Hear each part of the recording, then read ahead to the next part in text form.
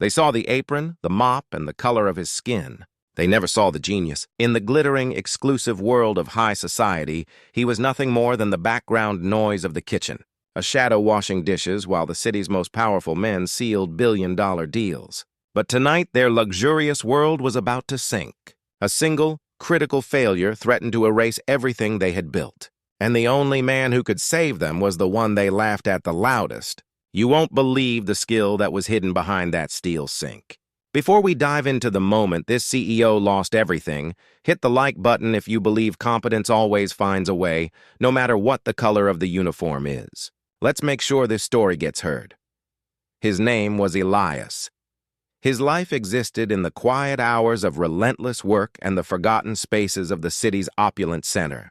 His domain was the vast, steaming back-of-house kitchen of the Oceanfront Club, a place built on old wealth and exclusionary practices. Elias knew the rhythm of the city's elite, the clink of crystal, the roar of laughter, the casual indifference, but he only ever heard it from the steam-filled lower level. To the men in the dining room, Elias was just a blur of dark skin and quick movement, a necessary but invisible fixture required to clean up their extravagance. Elias was a man of hidden meticulousness. His hands, calloused from scrubbing industrial-grade pots, were also capable of handling delicate mechanisms with a surgeon's precision. His mind, often dismissed by those who saw only his uniform, held an ocean of knowledge beyond dishes and detergents. Yet to the club's CEO, Mr. Sterling, a man whose entire world revolved around appearances, Elias was simply the dishwasher, a permanent, convenient label. Tonight was the annual CEO Gala. Upstairs, power was being traded. Downstairs, Elias felt the usual weight of being unseen. The tension wasn't just in the air. It was a silent, simmering acknowledgement of his place. And tonight, that place was about to be violently challenged. The chaos began not with a bang, but with a whisper of dread that quickly became a panicked shout. Suddenly, the pristine order of the Oceanfront Club fractured. A frantic call sliced through the quiet of the kitchen, Mr. Sterling's yacht. The crown jewel of his assets, the $50 million vessel docked just outside the ballroom windows, was taking on water. Fast. The news ripped through the gala like an electric current. CEOs, financiers, and the city's power players rushed to the massive waterfront windows, their carefully constructed composure dissolving into raw anxiety. The vessel, the ultimate symbol of Sterling's success, was leaning precariously. Inside the club, dozens of highly paid consultants, engineers, and maritime experts were frantically shouting solutions into phones, but the clock was running out. Sterling himself, his face a mask of scarlet fury and terror, bellowed orders. He needed a fix now before this disaster became a public financial humiliation. One of the frantic experts, a nervous man in a slick suit, pointed to a small, nearly invisible access panel on the hull visible from the pier. The fault was deep, requiring an obscure, almost forgotten knowledge of older yacht hydraulic systems, a knowledge Sterling's modern, expensive team clearly lacked. It was in this moment of high-stakes panic that Elias stepped out from the steaming doorway of the kitchen. He had heard the description of the fault. He recognized the specific, archaic flaw in that particular hull design. It was a detail he knew not from a manual, but from years spent working alongside his grandfather, a master shipwright dismissed by the commercial industry decades ago. Elias approached Sterling, a silent figure in his worn apron and rubber boots. He didn't speak loudly. His voice was calm and precise, cutting through the din of fear. He offered the solution, naming the exact valve, the specific pressure adjustment, and the precise tool needed. Sterling paused, his eyes sweeping over the immaculate suit of the consultant who had failed him, then landing with a disgusted jolt on Elias's face. The insult was immediate and visceral. The CEO didn't hear the technical solution. He only saw the man who washed his plates. Sterling's face twisted into a look of absolute derision. "You? The dishwasher?" Sterling's laugh was sharp and cruel and echoed slightly in the sudden lull. "If you're so smart, then fix my boat." It wasn't a request. It was a mocking challenge, dripping with contempt, clearly telling everyone present that this was a joke. The consultants chuckled nervously. The injustice hung heavy in the air. The CEO was literally watching his fortune sink, yet his ingrained prejudice blinded him to the only lifeline offered. Elias stood there, silent, the humiliation burning in his chest.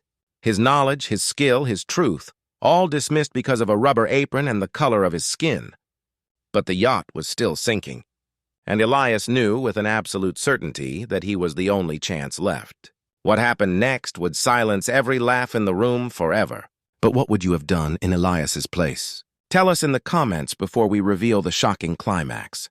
Your thoughts matter as much as his story. The taunt echoed off the marble walls. If you're so smart, then fix my boat. It was the ultimate dismissal, a venomous challenge that demanded only one response. Elias didn't need the validation of Mr. Sterling, but he needed to protect himself and his silent dignity. He dropped the dirty apron onto the pristine floor. Without a word, Elias moved.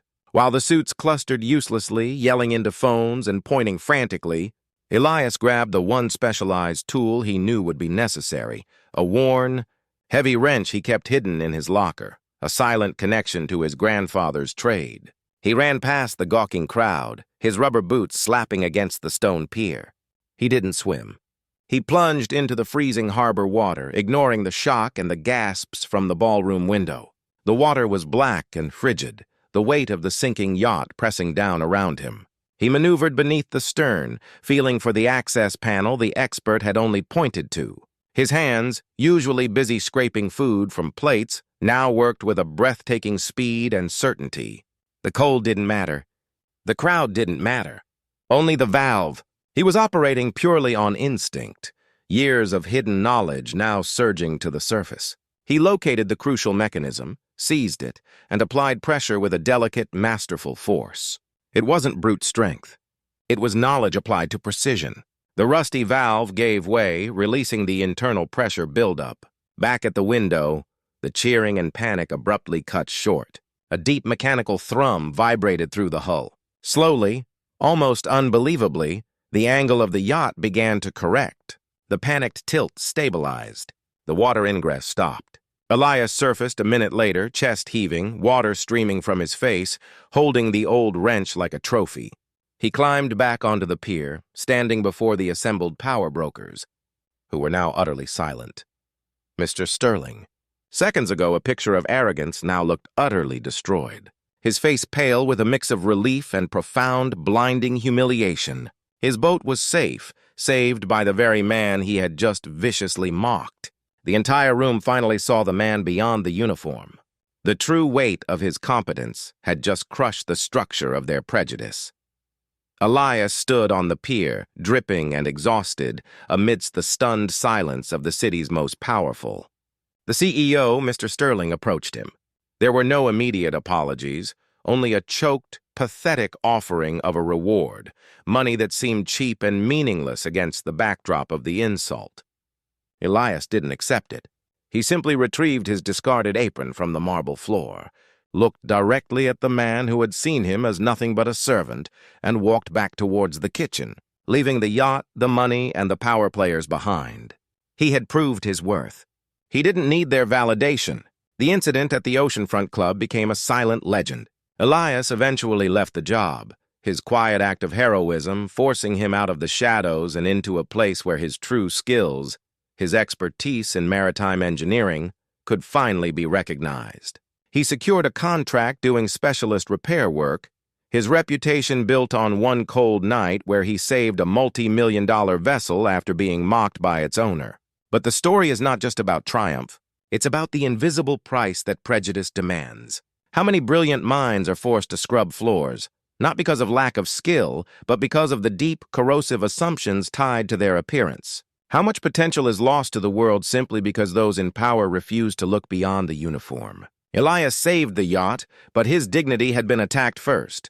His genius had to be forced into the light by a near disaster. This story, inspired by countless true events, is a stark reminder. Competence often hides in plain sight, deliberately obscured by the blinders of bias. Are we waiting for the world to sink before we finally recognize the skill in the hands we dismiss? If this story moved you, don't let it end here. Subscribe for more untold stories that challenge the truth, and share this video with one person who needs to see the power of hidden competence.